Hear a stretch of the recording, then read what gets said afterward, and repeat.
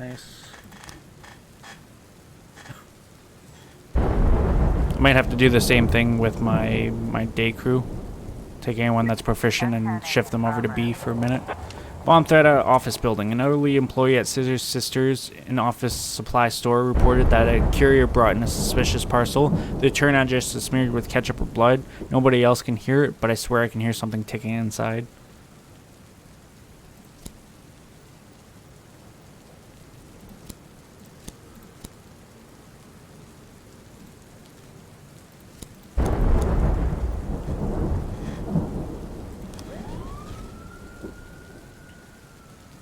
I'll send them go investigate.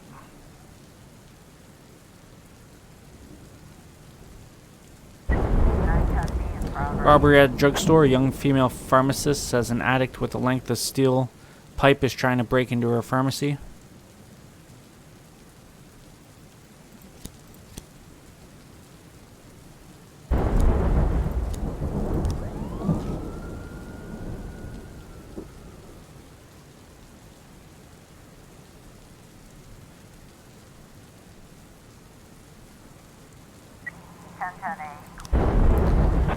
False alarm. Inside was a large box of staples, an item returned from an unhappy customer. I didn't think it was a bomb, but you never know.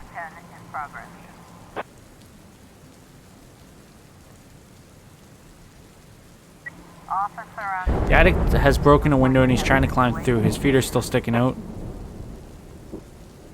Sees the offender's legs. The addict falls out of the window and back onto the street. He drops the scrap of pipe and tries to escape. Use pepper spray.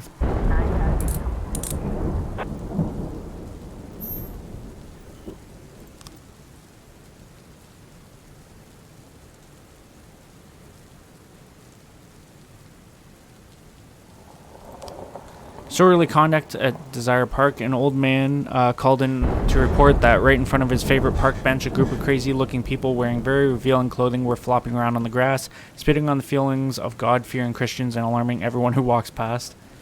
Interesting.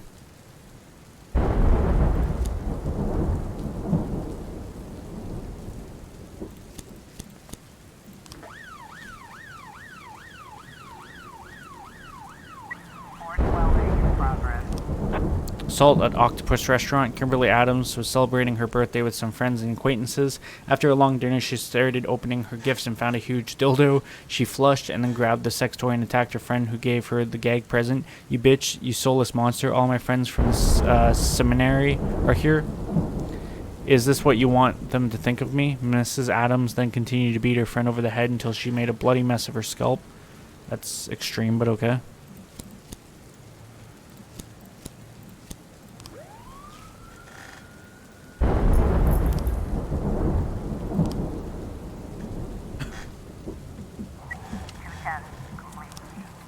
The elderly man was outraged at a yoga group, which decided to hold a master class in the park, of course.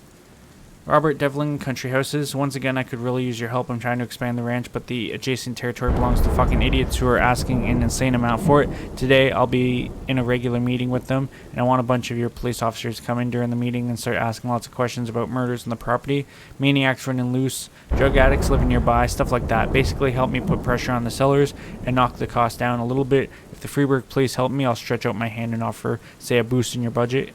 Enough for 5 new jobs, okay?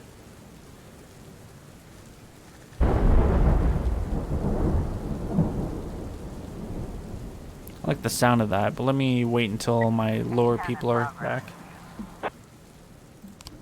Breaking and entering at Sugar Dream Confectionery. Theodore Damaris, caretaker at the candy factory, reports that 5 masked men broke down the door and disappeared inside. The watchman wanted to do his duty and intervene, but there were too many of them. It wouldn't be smart. They just nailed me to the wall. You better come sort this out yourselves. Send 4 because I'm trying to leave the last 4 so that I can send them out.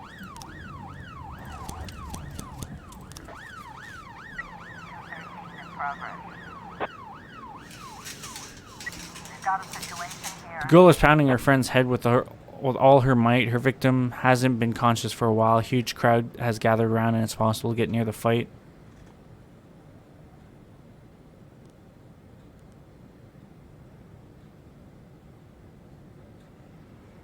Forced through the crowd to the fight. Seeing the police, the assailant comes to her senses, jumps up, and makes a break for the back door, pushing people out of the way with her sex toy. Arm the taser and run after the girl.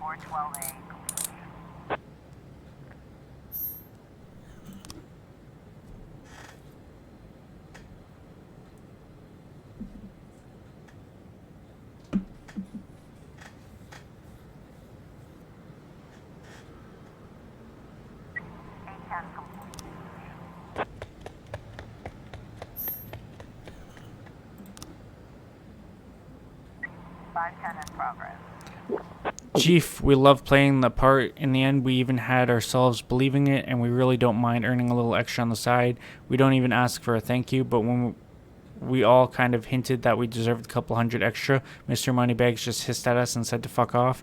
Then he was on the verge of making the deal of a lifetime. That's not how things are done. We're heading to the bar.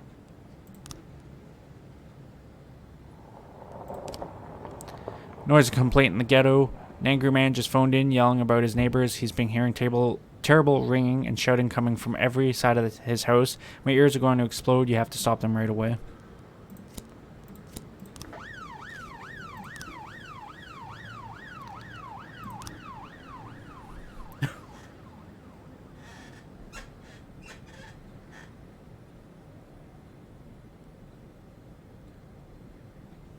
Alright, we got a shooting in the suburb.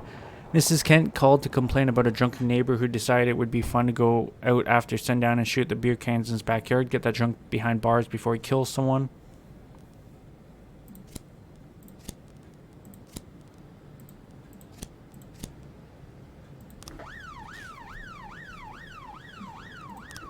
No new frames.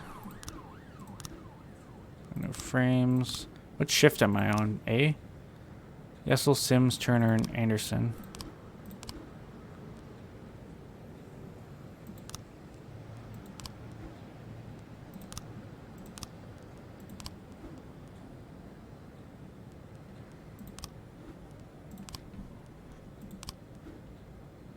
I don't know why I got an update on this one.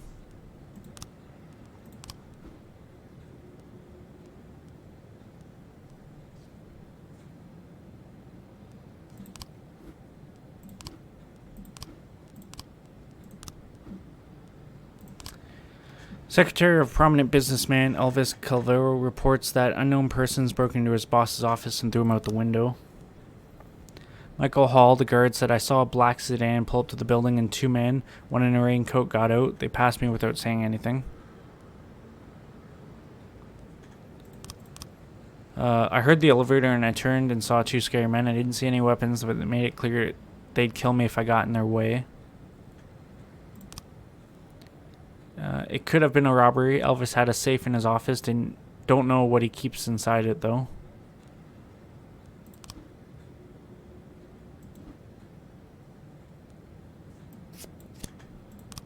Yeah, I saw a couple of idiots, but I don't remember what time that was. I actually learned about the incident later.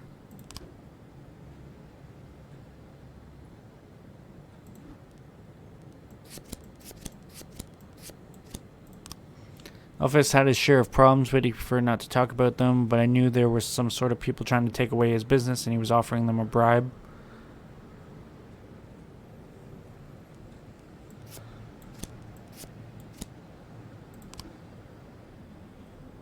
They're going up the stairs. That didn't happen. He has a gun there. That didn't happen. There's no kid, so we know that didn't happen. They weren't visibly armed.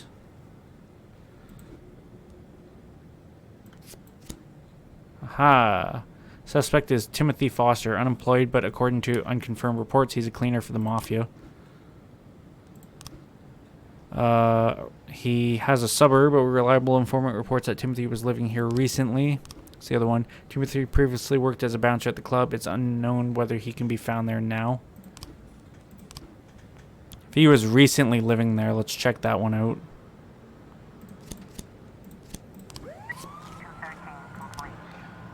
Noise complaint was a false alarm. The call came in from Clark McKellen, a former psychiatric patient who recently stopped taking his prescribed medication.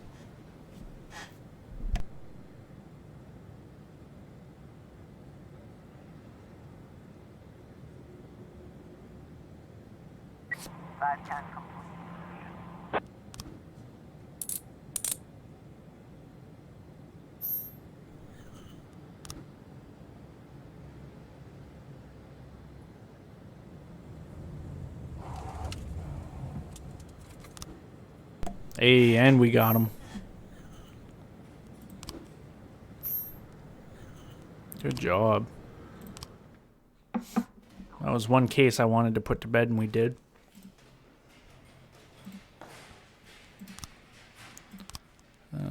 Let's see. Who do we got here that's half decent?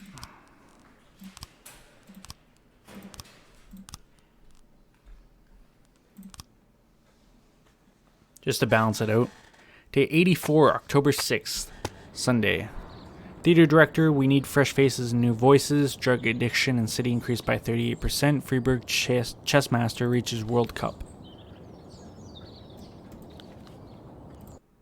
I'm sure we've seen that drug headline before. Mr. Boyd, this is for you. That's it? What's it? This is from our guy? What? It's from the private detective? What? Oh, no. No, Mr. Boyd. It's from an Agent Dixon. Fine.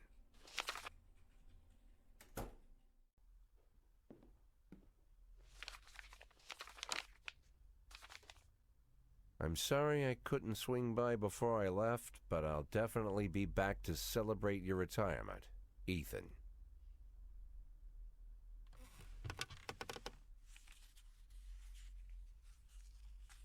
Bobby Flash, Diamonds and Thieves. Bobby Flash and the Card Shop. Bobby Flash and the Cats Club. Bobby Flash and the Temptations. Ah, that's what I need.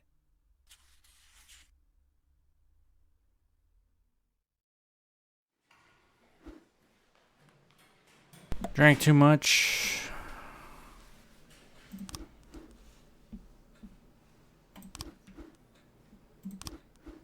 Oh my god.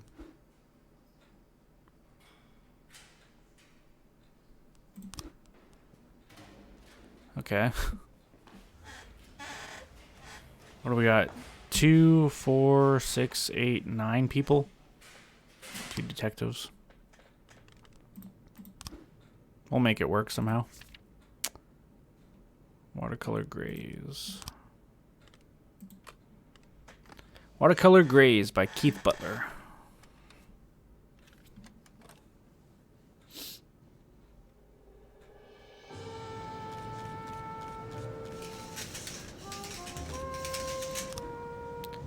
Atticus Corp. Mr. Boyd, I'm Ron Atticus. We haven't yet had the pleasure, but I'm sure you've passed by my lovely skyscraper from time to time. It's a wonderful building, and I'd like to expand the surrounding territory. I have received all the necessary documents for the demolition of a small neighboring park. The crew is standing by, but as always, the rabble are causing a lot of problems. Ladies and strollers... Try that again in English. Ladies with strollers and dog lovers claiming they use the park every day. I wouldn't want you to take me in for accidentally burying one of the protesters under a layer of concrete. Jesus, if you can send some men to break these bombs up, I would be extremely grateful. That leaves me really short staff, but okay. Donation from City Hall. Jack, I just had a very pleasant conversation with Mr. Devlin. He was incredibly flattering about your work and donated a large sum of money to satisfy the needs of the police department. It's enough for your staff to expand by 5 or rather 2 people. Keep up the good work.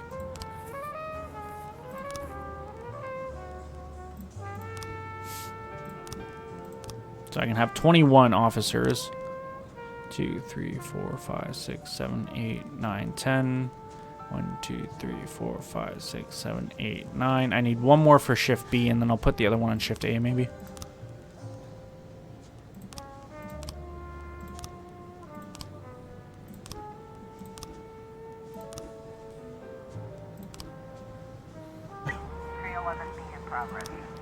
We have a massive fight at Broadville Asylum. A lunatic named Dorothy Townsend snuck out of her room again and broke into the seclusion area where we have for violent criminals. She had hoped to escape with her husband, who is also a patient. This was the report we just received from Carl Carter, doctor at the psychiatric hospital. The woman has raised a fuss among other patients. The nurses are being beaten while the hospital is wrecked. They've locked themselves in and they're driving each other wild. Several nurses have barricaded themselves inside. We have to get them soon. Please hurry. I don't think I can help you. I don't have enough staff to cater that. All my people are tied up over here, unfortunately. Firefight in Chinatown. A witness says that a dark sedan abruptly stopped in the middle of the street. A man with a pistol jumped out and began firing through the windows of a restaurant. The caller thought it seemed like someone was firing back, but he wasn't sure. Just as I thought, Mr. Boyd. We make a great team. With my resources and all your abilities, we could work wonders together. I'll be glad to provide you with any services I can for a modest fee. It's the least I can do. And I got 12 grand for that. Party. Safe firing.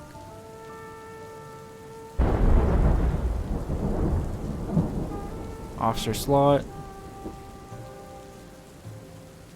Detective slot, secret account.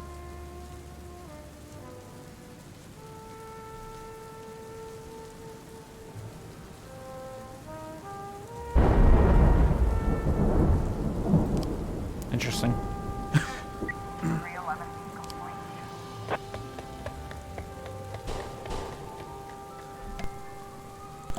I'm glad I helped that guy out. Really glad. Now instead of wasting my time with requests, I can just pay for it. Abduction at Desire Park. 6-year Alex went to the playground in the park with her father and disappeared in broad daylight.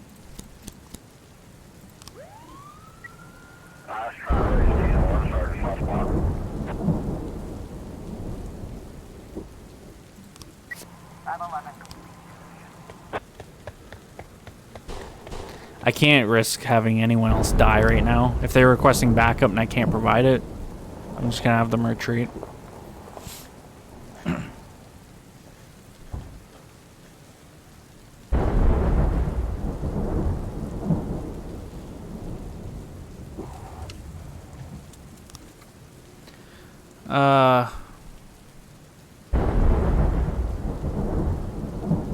Huh? Mafia assignment from Christopher G. Sand. Jack, you got into our business with your when you opened an investigation regarding abduction. It would be better for both of us if the whole thing is settled by 1322. Hopefully, 2500 will cover your expenses. What does he mean 1322?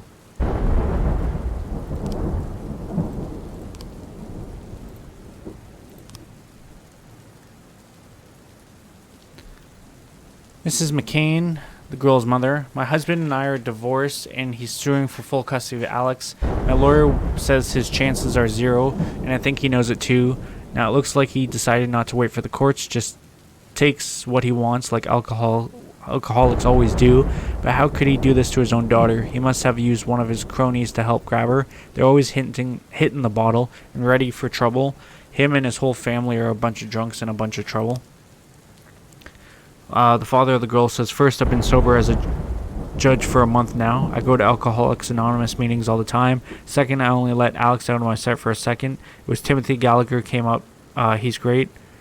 We talked for just a second while my daughter was playing by the hill. When I turned to check on her, she was nowhere, completely gone. I think it's Gladys who made off with her. She's already trying to set the judge against me. She says I'm unfit to be a father. It's always fucking raining when I'm trying to read these investigations, by the way. Timothy Gallagher, a friend from AA, says, yes, I saw Gordon and his daughter in the park. We just talked for a moment. He was going to walk with her down the hill, so I shook his hand and left. Adrian, a teenager in a corn costume, said, I was handing out leaflets in the park. I noticed 2 men drinking whiskey straight from the bottle, sitting on a bench near a roller coaster, and I saw a girl in a blue dress. She was playing near the hill, and then she bent down to pick up something from the ground. Then an elderly woman walked up, and she took the girl by the hand, and they walked away. The woman walked like she was dizzy. Mr. Holmes, a valet, says, I didn't see anything suspicious. A drunk driver hit a trash can in the parking lot, left some light paint behind, then just drove off like nothing happened.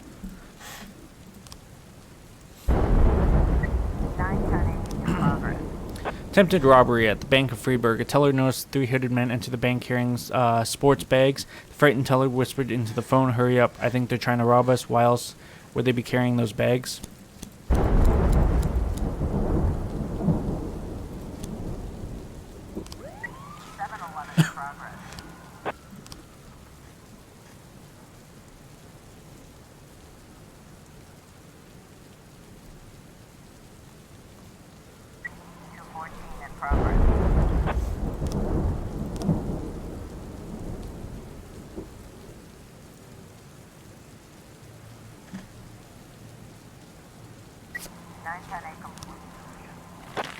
Also learned the man had just returned from the gym and was stopping into the bank to take out some cash. I sent everyone on that false alarm. Fucking great.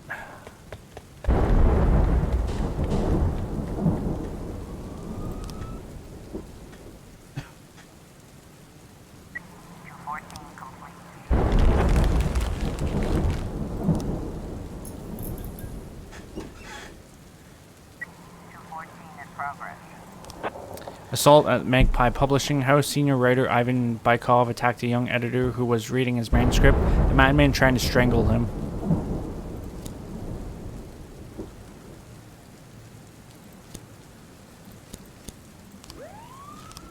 We also have a public indecency at the city center. Several witnesses reported that a naked man is riding a motorcycle through the city. He's carrying a pistol and shouting into the air while he laughs hysterically. It's very wild and dangerous. He almost knocked over a girl who was crossing the road. Then he took aim at her and tried to shoot her.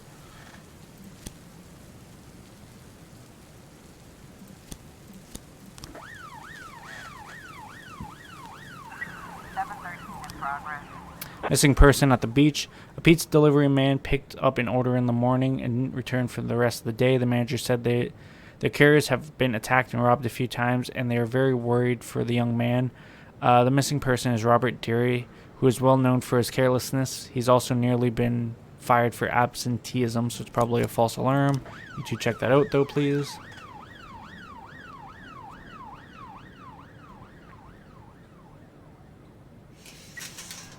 Trying to raise 10 1, Sergeant Hotspot. See what I mean? Every fucking time I don't fucking send backup, someone fucking dies. I'm getting frustrated because I have no fucking time to recuperate, and this whole fucking thing is bullshit. This fucking mayor is just fucking railroading me. I'm getting fucking absolutely bad rolls on fucking everything. I'm so fucking mad. You gotta be fucking shitting me, man. Every fucking time I'm getting so frustrated. Bykov is sitting on top of the editor, strangling him. Like, how am I supposed to even fucking get proficiency at this point when, you know, a 3-man job asks for like 5 other fucking officers that I don't fucking have? Mr. Deary met some girls on the beach and decided to stay and party with them. Yeah, look, and this is like a fucking 7-man plus the SWAT team. Fucking ridiculous.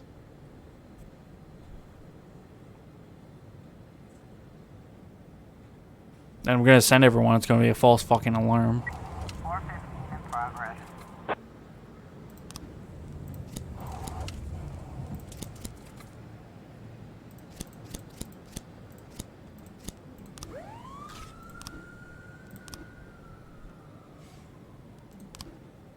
Yeah, 3 new frames in the absenteeism case.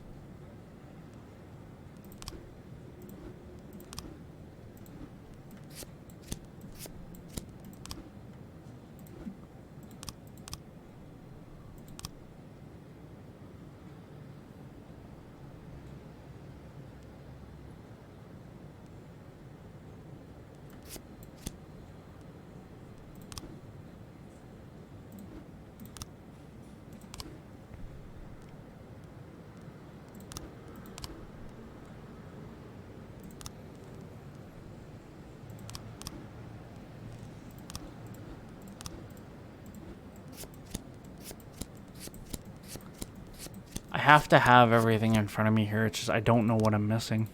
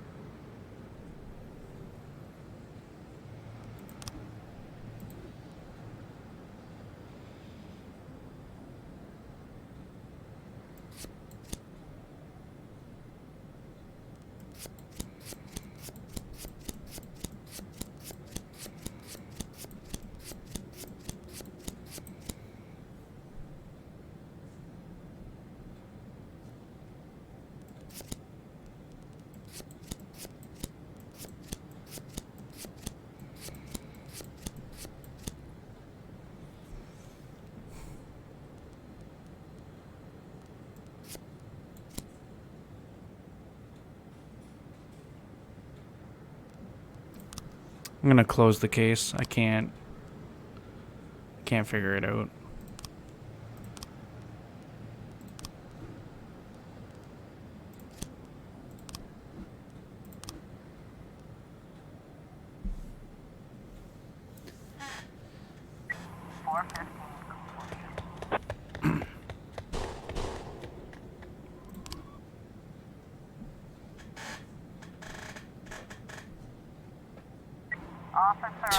The bar is crowded and smoky, and there's a skinny guy lying on the floor. The bartender is wiping the counter with a dirty rag. Check the skinny guy's pulse. Bartender drops his rag and puts his hands under the bar. The skinny guy on the floor starts to vomit. Keep your hands where I can see them.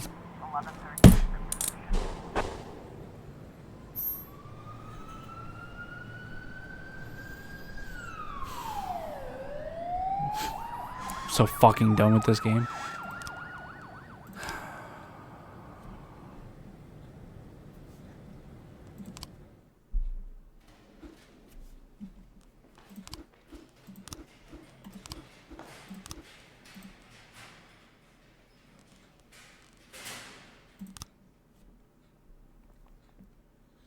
Well, I'm basically up for time, and I'm very frustrated now, so we're going to end it here. When we come back, we're Shift A, I believe. And I'm going to see what kind of fucking hot mess that's... This is so retarded. I'm so mad. It all started when I lost, like, 90% of my fucking police force. On, what was it, Shift A.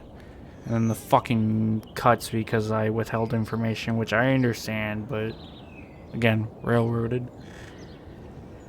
Oh well, we'll see what we can do. Anyways, I hope you guys enjoyed. If you did, leave a like and say, comment down below, subscribe, share, subscribe. Thanks for watching. I'll see you later. Bye.